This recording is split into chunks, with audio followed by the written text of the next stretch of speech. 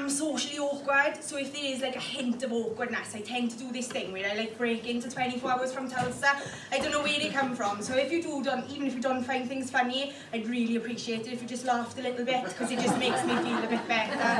They start to do that humming thing, you know that song? The and it gets really awkward. I did it in the Senate once before I told them I was doing Movember, because the lighting, thankfully the con club's alright, but in the Senate the lighting's dead harsh and your face looks really fluffy. So I was like, oh, it's alright, I'm well aware my face is fluffy.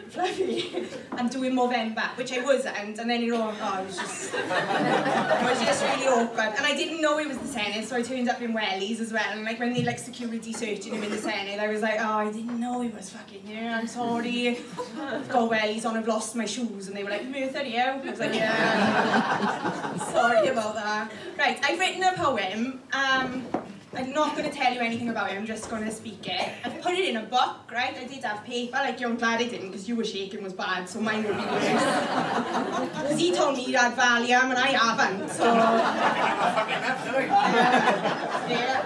So like what I did is like proper like grown up, so I looked a bit like boho. I thought if I do take my shoes off, it looked a bit dead boho in my book and stuff, but...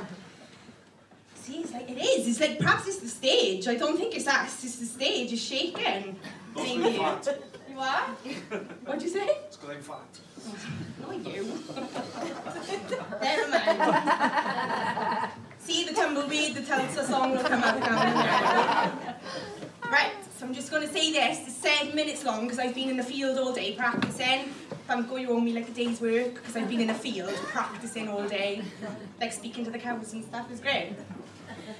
Okay.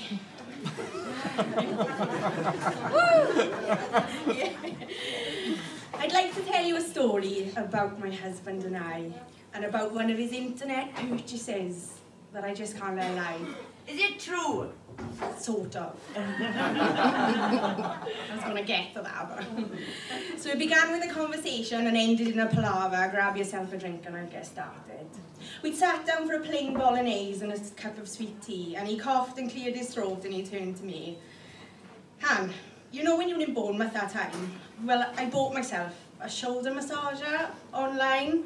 You know, I've been having a bit of jip in my back, and I genuinely believe the shoulder massager would cut my fairly tense neck some slack.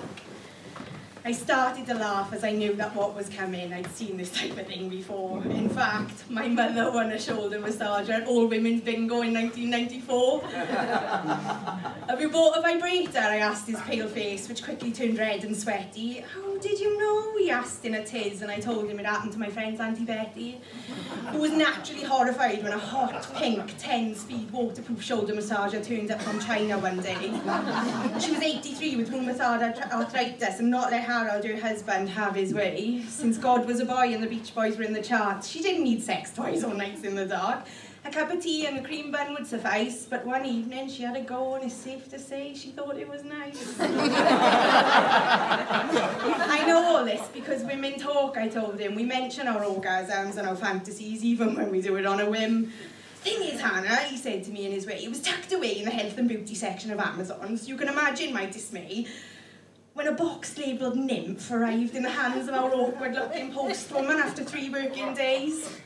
It's for my shoulders, I told her as she handed it over with its free complimentary batteries. They stiff and they sore, I said in no uncertain terms. I get pretty achy. I think we both knew I was flogging a dead horse, he said, as she shuffled away muttering about modern males, leaving the nymph a farm foods leaflet and an electric bill I'd already had via email. Naturally, it was a genuine mistake, he told me. We don't need a vibrator. We're a couple in our prime at our sexual peak of glory. Not the type of stereotypical lot that needs a rabbit to be naughty. Oh. See, that's the sellotape. No, of course, I told him reassuringly and watched him put the shoulder massager to bed, which happened to be in the cereal cupboard for reference. Promptly forgot about it, it popped out my head. And then one day, completely out the blue, I reached for the Frosties in the morning. I touched Pandora's box and it was as if I had a calling. Of course, they've read a lot about those ladies having moments like this, when they switch off Jessica, light a candle, take themselves for a moment of bliss. But I'm no normal girl, and this is no Mills and Bourne.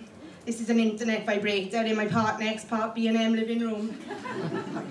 I drew the blinds because I thought that's what one should do, and I took my clothes off because I wasn't sure whether the shoulder massager could be used through. some jogging bottoms and a top that read, "Sexy motherfucker." Conveniently stained with yesterday's morning toast crumbs and real butter. I'm from the type of household that has real butter. I feel like that's important. I don't know why, but I just feel like it's important, you know.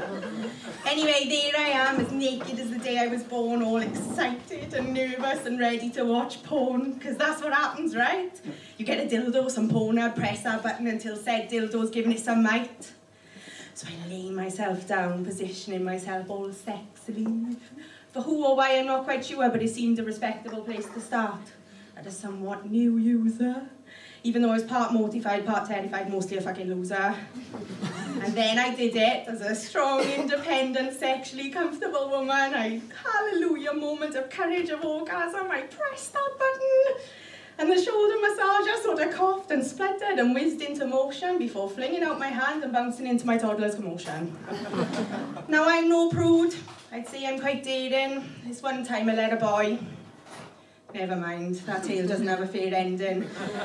But let me tell you something for free. Seeing something that's designed to slip into where we, or other, bounce across your wooden floor into the next coffee table, taking a right at the corner and landing on a Toys R Us cradle, is somewhat off-putting. So there I am, empty-handed, with my legs in the air, and the shoulder massager really bouncing around like it just didn't care. And I couldn't help but wonder where it'd all gone wrong. Was it when I gave up shaving or stopped buying thongs? Was it when I turned 30, or when I had my little brat? I mean, my vagina came out of that ordeal reasonably intact. But somewhere along the line it happened, the ghost of my sex drive wavered. We'd become that couple that just weren't that bothered. So I suppose the next move was to get a vibrator. Shit, a brick, I had a thought, you know, the type you can't unthink. And I started Googling shoulder massages and began praying that he'd made a mistake. And that the accidentally on purpose method hadn't come into play, and he was genuinely looking for something for his shoulder pain.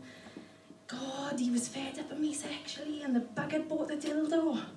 All this nonsense about aching muscles, and all he wanted was a window of opportunity for some new kicks. And now I know this for a fact, because frequently bought with his shoulder massager was crotchless pants and a questionable mask.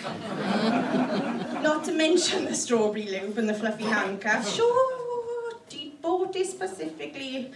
And then I hope to God he bought it when he wanted it for me. And just when you think this tale can't get any worse, I've definitely left the best bit for the final verse. A few hours later, despite my bruised ego, I'd quickly forgotten the hand in matter.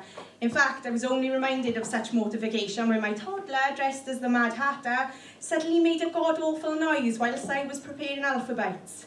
She'd found the shoulder massager, turned it on, and was oohing at the pretty lights. But that wasn't the sound that caught the attention of my radar. No, good God, the noise in question was brutal. It was, in fact, my little delight making music with the shoulder massager across the radiator. There's nothing more disconcerting than seeing your pride and joy with a mad hat and wearing just a nappy composing Twinkle Twinkle Little Star with a sex toy. I'm not sure of the moral of this story yet. Could be keep your sex life alive, or not to forget to put your vibrator somewhere out of the reach of your child. Or maybe it's to discover that you were quite somewhat vanilla and your husband quite wild.